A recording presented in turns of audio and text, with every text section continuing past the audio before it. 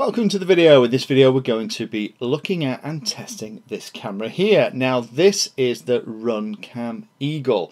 Now this is a camera I've been waiting to get my hands on for a little while now because it's one of the few cameras that supports widescreen views, where a lot of the goggles that we have here, like the Dominator V3s from Fat Shark, some of the Quantum goggles, and even the newest Quantum goggles made in conjunction with Fat Shark, all have the ability to show widescreen.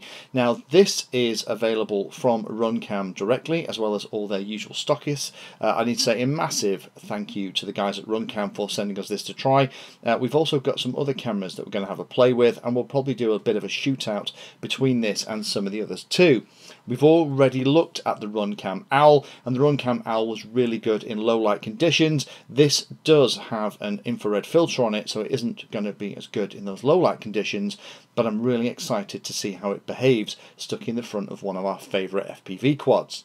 A couple of quick facts and figures about it before we get into what comes in the package and then take it out to fly. This is a 800 TVL line camera. Field of view is about 130 degrees, which is round about the level that I really like. I don't like it too much more because I tend to find that you lose detail in the middle. 16:9 aspect ratio, so this is going to be great for those widescreen goggles if you have them, and it has a whopping 5 to 17 volts DC in, so it'll run off a 12 volt and a 5 volt supply. I've been testing this with the Fat Shark transmitters that we have here, because the cable on these Fat Shark transmitters is exactly the same style that fits in the back, so it's been a piece of cake to pop these into some of the craft that we're already using.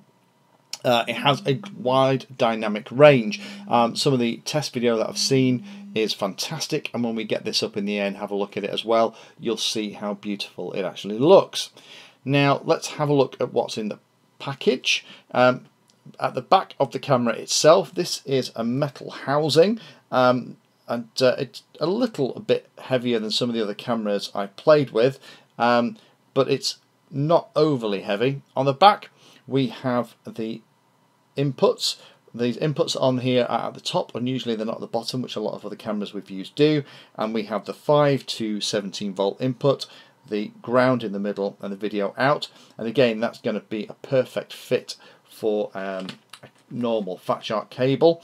If you haven't got one of those, then there is this other cable that comes in the kit that has kind of a power connector and also has the video connector as well, and that just pops into that port. Then the other connectors here on the back are for the other really cute thing that comes in the package, which is this thing here. This is a little 5-position joystick, up, down, left, right and enter, and if you pop that into the top, then it allows you to change all the settings on this camera, which is unusual for a camera of this spec that we've been playing with, because where we've seen it advertised online, this camera is running at about $65, so it's quite nice that you get the widescreen ability and this menu as well. We'll look at the menu in a second.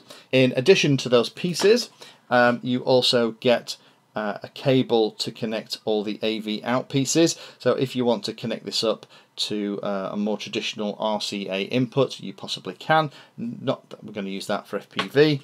We get like a little manual with all the specs on here. Again, you can see all the bits and pieces about how it's all set up. Magnesium alloy case. Net weight is 16 grams, so it is a little bit heavier than some of the other cameras we've seen. A little bit about how you can contact them if you need some help. And then a mount. I'll show you this mount. This is really cool. You have all the nuts and bolts and things for it, but on the side of this little thing, it allows you to mount the camera, but it has little graduated things on it, so you can set exactly the tilt that you want. That's a really cute idea. I'm surprised we haven't seen that before. So let me just show you what this thing looks like when it's powered up. So here is the menu, and I'm not going to go through all of these things, but you can see that by navigating through the menu you can set up how the picture looks, the brightness, contrast, where the wide dynamic range is on, the kind of output, how the noise is handled. There is a ton of different options in here, which for those of us that like to tinker with this stuff is fantastic. Now, I think the only thing left for us to do is let me pop it on one of my quads. We'll take it for a flight, and let's look at some video of it in action as an FPV camera. This is footage from one of the most challenging days that I flew with recently. Now there is a little bit of muck on the lens because I just had a crash and didn't manage to get all of it off. So if you see a slight spot in the middle, that is purely muck, that isn't the camera's fault. But hopefully you can see here that the colours are really nice and that the camera is handling the challenging conditions where I'm flying towards the sun really well. It's not overexposing the ground. It's doing probably one of the best jobs of any camera that I've tried recently. So this is a lot of fun, and it's great to have another 16:9 camera that we can start to use regularly. The other thing that I'll show you here is the usual test that we do where we're out and again, apologies for that muck in the middle of the lens, but we're moving the camera up into the sun and then immediately back down into the shade behind the tree. So we're actually stood just outside of the shade here. So what I'll do is I'll just tilt the camera up and down just to show you how quickly it's handling the light changes. So you can see here that even when it's exposing for the sun, and you can see that exposure changing very quickly, we're not losing any detail in the ground. The other thing we occasionally get is sometimes in really bright days, then the colours look a little bit washed out. But apart from that, this camera performed really, really well as an FPV camera, particularly for 16:9. I am quite a fan of the camera. I'm very impressed. I think the way it handles the light, the way it handles the exposure is fantastic. Personally, I would have liked it to hold on to a little bit more colour saturation in really bright light. One of the things that we found with it is that regardless of the light condition, it does do a really good job. So if you have 16:9 goggles like the Dominator V3s or some of the widescreen goggles, the clamshell style, and you've been looking for a camera that will give you the correct aspect ratio looking into your goggles, then definitely go and have a look at these.